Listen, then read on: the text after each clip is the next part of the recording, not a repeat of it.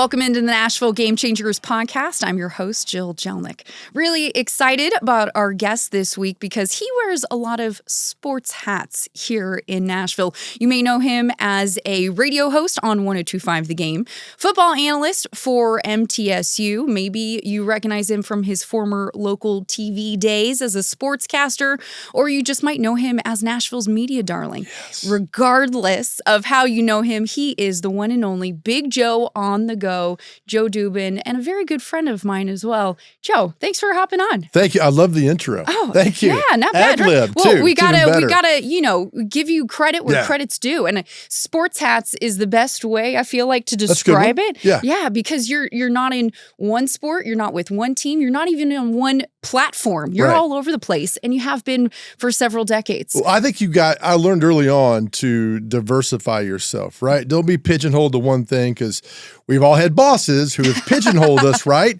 into doing that. So, when I first started in television, there's a great man. He passed away this past year, Michael Kilbane. For those who know Michael Kilbane, a wonderful man. And he got me into working in television. Mm-hmm. He goes, "What do you want to do?" And I said, "I want to be a sports anchor." He's like, "What if you can't be a sports anchor?" And I'm like, and I was like, "Man, what a great question." He's like, "Let me show you around the TV station. Producer, director, audio, editor, photographer, reporter." He goes, "Learn how to do them all." He goes, "It's hard, but if you're passionate about it, learn how to do all those jobs." I learned how to do every single job. So if I couldn't make it as a sports anchor, I was gonna be a cameraman. If I couldn't be a cameraman, I was gonna be a director. I was gonna work in this business somehow, some way, and nobody was gonna tell me no. So I learned how to do everything, and thank the Lord, I was a cameraman first. I learned how to edit and shoot and framing and continuity and all that great stuff. Then I became a morning show, like around town feature fun guy, and it took off. And then I went into sports, and then I was able to learn everything. So everything I learned was invaluable. And I tell interns this all the time. When you come in, I can tell within 10 seconds if an intern comes in, if they want to do this job or not, because they're asking questions and they're making eye contact. Mm-hmm. I'm like, you got it. And I learned how to do all that stuff. And so that helped me out in life and helped me out where I'm today, just because I took the initiative of nothing's going to be handed to you. Mm-hmm. Learn everything, create your own journey, create your own chaos, and it works. Especially in this industry, the more tools in your toolbox you have, the more you separate yourself. Because when you apply for a job, especially a TV job, guess what? There's hundreds, maybe, depending on the job, close to 1,000 people with similar backgrounds trying to go after the same job. How do you separate yourself? Well, you can do this, you can do this, you can do that, edit, produce, all of that good stuff. You mentioned your morning show. I'm curious, is that where Big Joe on the Go started? Okay, yes. So I was going all over town, and my good friend Neil Lorne was like, we were talking about having a nickname, and I was like, Big Joe, here and there. And he's like, "Hey, you're always going someplace." And we kind of looked at each other and was like, Big Joe on the Go. And he's like, "That's it. That's how it goes." So it was this kind of mnemonic device in your head, like, I'm going to remember this. I remember, all right, Big Joe on the Go. Joe Dubin's fine. I love my name, but you got that nickname to go with it. It just like, Big Joe, and it just kind of took off. Right. And so it was a thing where it was like, this is cool. People recognize it. You're in the community. You're doing positive stories. You're having fun. Mm-hmm. And for some reason, it hit. Mm-hmm. And I did it for 3-4 years over at Channel 2. It just took off. And I was like, this is good. This is good. And people want to have the good stories and know what's going on in the community. So that's where it all came from. And I just kept it going. Well, and that's how I remembered you. I actually met you for the first time in Chattanooga. Right. I was a little young Jill, first big sports job, weekend sports anchor, WRCB, and you happened to be in Chattanooga. I don't know if it was for a football game or whatever, swung by the station. Right, I remember that. I met you, and I remember just thinking, Big Joe on the Go. We stayed in touch ever since, and lo and behold, 6 years later, I worked my way back to Nashville. Credit to you as well for letting me know there was a certain opening around. Right. No, phrase that back. You did what to Nashville? I You worked your way back. I worked my way back. The key word being work, right? Yeah. You're a prime example of nothing was handed to you. No, it's not. You're one of the hardest working people I've ever met. And I'm telling you this, you deserve everything you've gotten because you have worked tirelessly to get where you are. You're a prime example. I'm like, look at Jill, look what she did. We got friends who want things handed to us. And it's not going to happen. It doesn't happen like that. No, and I tell people all the time, I have one of my favorite Bible verses is Luke 11:9. It's ask, seek, and knock, right? I think God wants us to be successful. So keep asking, keep seeking, keep knocking. And that thing's like, all good things come to those who wait. No, they don't. Good things come to those who get up and go, right? And who have a genuine heart and pray and believe and help others along the way. That's how you find success. And it's not that hard. You're listening to the Nashville Game Changers podcast with Joe Dubin. We'll be right back after this.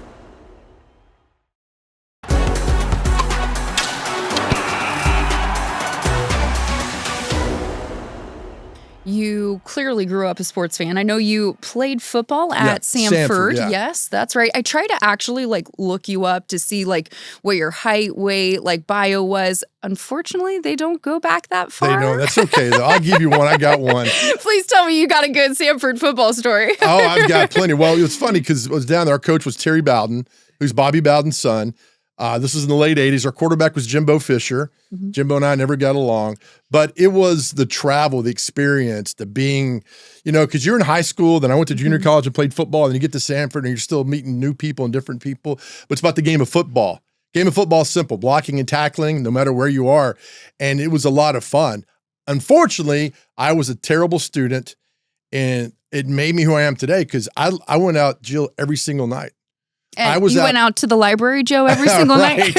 I was in Birmingham and I had a fake ID and I went out every single, if my son did 1% of what I did in college, I would ground him till he's 60. But, what is it? God bless the broken road, right? I mean, I broke the road. It was terrible and it led me back to now. Now people say, a therapy exercise is write a letter to you when you're 18 years old, right? So if I did that, it would be pages and pages and pages, but I wouldn't change a thing because I can't go back to 18, but it was a thing of, I learned a lot in my misery and how bad I was that it made me a better man, made me a good man. Cause I don't want to be that way again. So my college experience, I had the best time in college. I'm telling you, the best time, but also I had the worst time. I was a terrible student. And finally, when I left college without graduating, I didn't want to tell my mom. So I went for 10 days. I went to Key West. I didn't go home. I had no money. I stayed at a hostel in Key West. I just took off. And then finally I said, I got to go home and face my mom, and I had to tell her. And she's like, well, I'm disappointed in you, but you have the rest of your life to live. And so, you don't want to let your parents down, especially for me and my mom. She's the greatest mom ever. But I had that journey I had to go on to discover the good and bad in life. And I found it. And it was pretty bad, actually. So praise the Lord, I was able to get my life together and collect my thoughts and move on. But it's just an experience. Eventually, that road led you to MTSU? It did. Yep. I graduated. I took 67 hours in a year.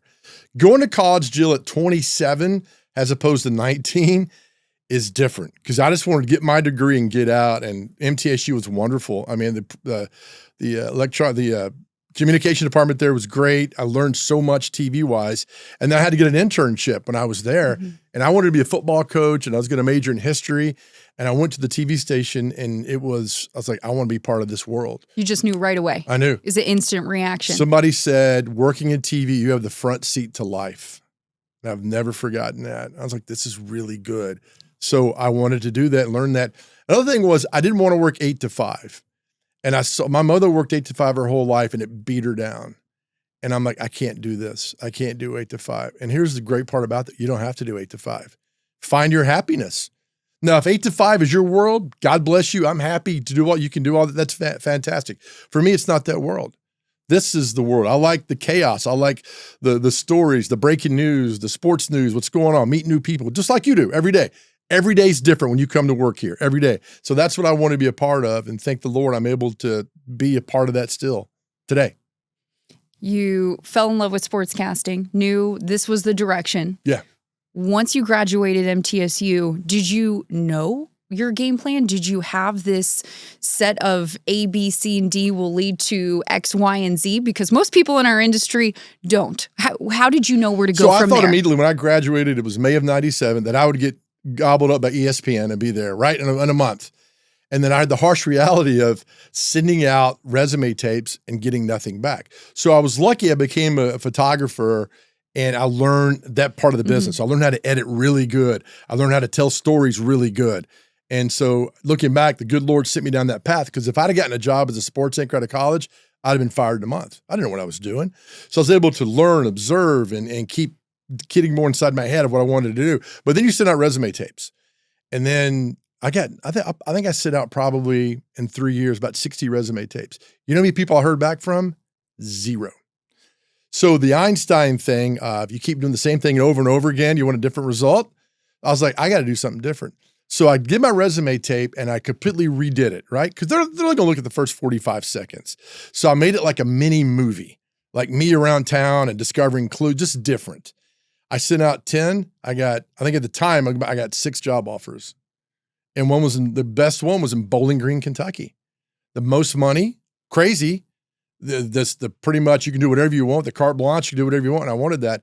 Long story short, Channel 2 found out about it. And our general manager was like, yeah, I don't have a sports job for you right now. And I'll never forget. And he's a great general manager, Mike Seacrest, if you're watching. And I remember walking out of his office at Channel 2, and I was going to Bowling Green to sign my contract. It was on a Tuesday. And I said, Mike, one day when you retire, and I don't know where I got this from, but it just came out. And I said, one day when you retire, somebody's going to talk about all the good things that you did. And somebody's going to say, hey, what's one thing you regret? And you're going to say, I let Joe Dubin walk. And I'll never forget, he just looked at me and I said, thanks for everything, Mike. Within 30 minutes, he called me and said, we're going to figure this out. Come back. And we did. We figured it out. But I don't look at that like, look at me, big tough guy. I just knew, I started believing in myself, right? And so nobody else can believe in you if you don't believe in yourself. And thank the Lord, I got the job. And that's how the morning show happened and then took off. Now, 3.5 years later, the sports department at Channel 2 all left. They all went to different jobs within a week.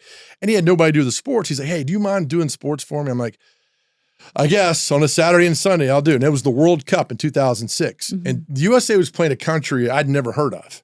So I made it like a 3-minute SNL skit, Weekend Update, of identifying the country and people from the country and just funny stuff. So we did the sports cast, and then he called the news desk.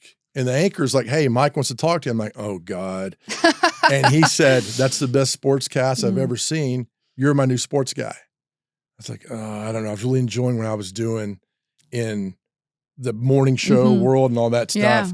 And he made a great offer, and we talked about the direction to go. Not your typical, I'm going to sit at the desk and 2-minute little box that you're in, right? And you have to do X, Y, and Z, but only stay in that little box with the corners. Yeah, and read Braves highlights. No, I'm not doing that. And I said, I'm not doing that. I am a high school local guy.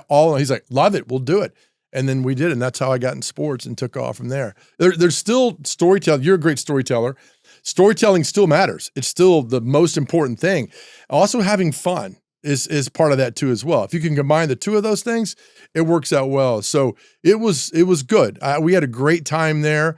With some fun anchors that came through and reporters. I met Dawn Davenport that way. Big fan of Dawn. Dawn's Shout great. out to Dawn. Yeah, and so we worked for 3 years together. I love her to death. I mean, she's like you. I mean, she just picks the camera up and goes. Yeah. No excuses. Yeah, with Dawn was never like, well, I'm going to do this, or why am I doing this, or why am I gone?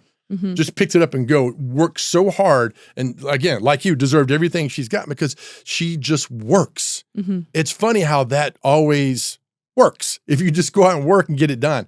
So Dawn got it, and it was a lot of fun with her. And then I've met some great people along the way. You're listening to the Nashville Game Changers podcast with MTSU football analyst and 102.5 The Game's Joe Dubin. We'll be right back after this.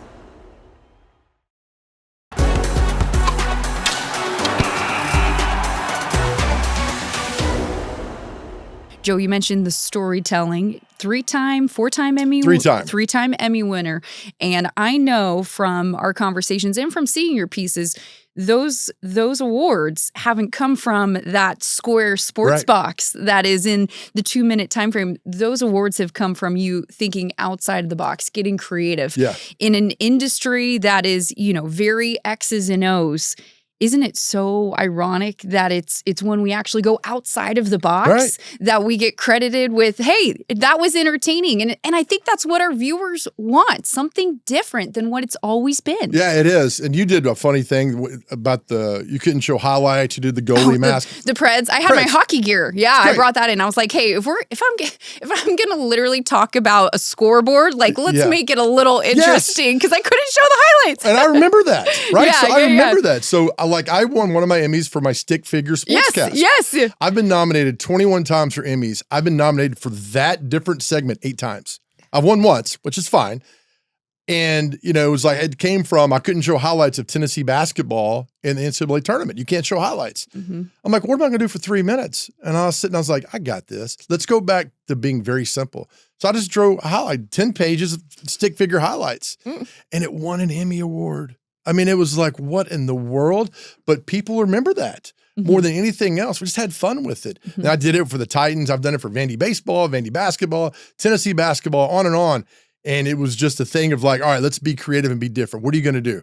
I could go to the sports desk. I got my 3 minutes and I could read some other stuff that you already can get on your phone someplace else.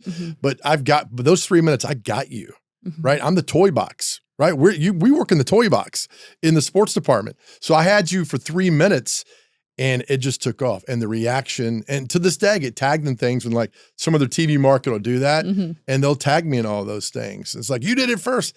I don't think I did it first. I think somebody did it 50 times before me. I just happened to pop in my head like, oh, I'm going to do this. And so it's how you do it and how you tell it, how much fun you have. And so that was pretty good. That was a good time because the response was, whoa. I'll never forget I anchor at Channel 4, Dimitri, I love you. When I did it the first time, she says to me, I don't think this is going to work during the break. And I said, watch. I did it. And then she's like, I stand corrected. That absolutely was perfect. And I said, thank you. So it's sometimes you got to be different. And I love her to death. And it was just like, because they'd never seen that before. Right. And I was that's scary. Yes. That's uncharted waters, right? You don't know. Yeah. Also, I do want to say stick figure guy just doesn't have as much of a ring to it as Big Joe on the go. So I'm glad, I'm glad your first nickname stuck there. Right. Speaking of our constraints in TV, when you eventually transition to radio, 102.5 The Game, which you were there before. Radio has always been a part of your life, but specifically when you joined Chase for the Chase and Big Joe show on 102.5 The Game, isn't it so funny how a completely different sports platform allows you so much more? Yeah. Time, more opinions, more fun, more creativity. How much have you just fallen in love again with radio since your time on the Chase and Big Joe show? Well, first time I did it, it was just strictly radio, right? It was just radio, strictly radio. Now you got YouTube, you got all the interwebs that you can put stuff out and you can still do videos.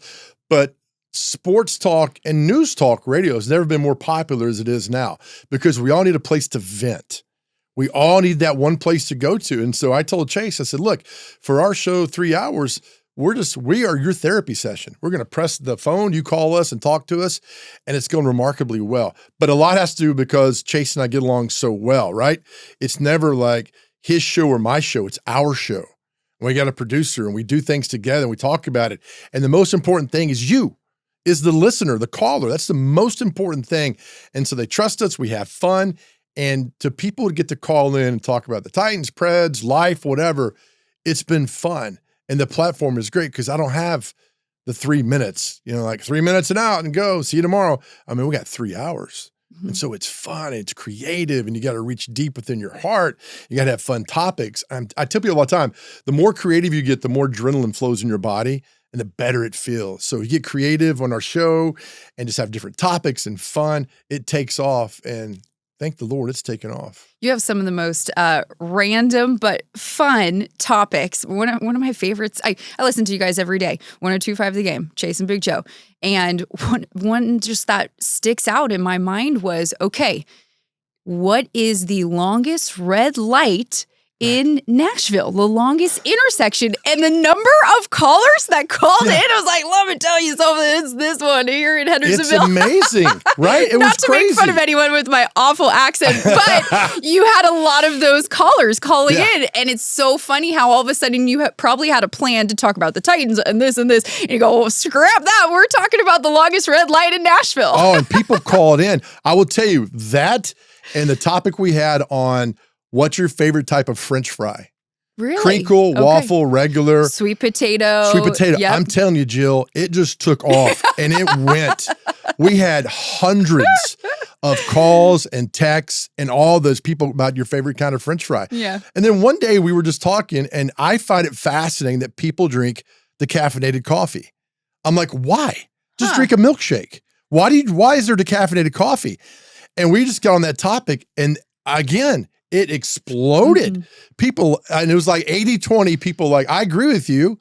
And then you had the decaffeinated coffee people who called in, and they're crazy. Like the coffee, like us coffee people are crazy. And they called in, and just, it was so much fun hearing all these viewpoints on something that really doesn't matter. Right. And so that's what we supply every day. I'm not going to sit there for 3 hours and talk X's and O's. Yeah. I'm out. I'm turning the channel. Yeah. But if you're talking about life and fun things around town and goofy topics, you got me. And that's what happened. That's where that connection with the listener comes in. And that's what makes it so great. Thanks so much for listening to the Nashville Game Changers podcast. That was part 1 of our episode with Joe Dubin. Be sure to tune in next week for part 2 and hear the rest of Dubin's journey. And in the meantime, be sure to check us out on social media and YouTube. And when you're there, please like and subscribe.